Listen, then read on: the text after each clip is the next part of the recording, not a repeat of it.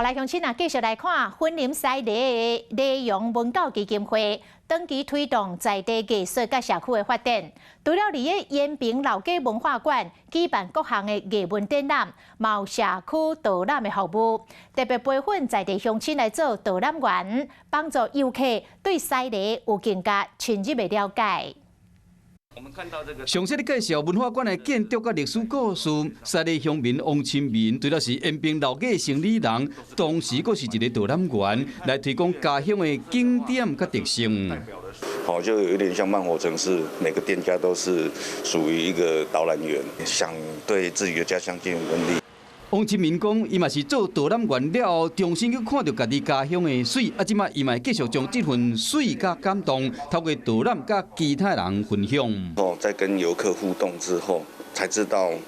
让我意识到自己家乡的建筑的之美。若是对西里景点文化历史有兴趣的乡亲，会使去西里佚佗。 华视新闻看起来，赶快订阅我们的华视新闻 YouTube 频道，欢迎按赞、订阅、开启小铃铛，最新最及时的资讯要提供给你。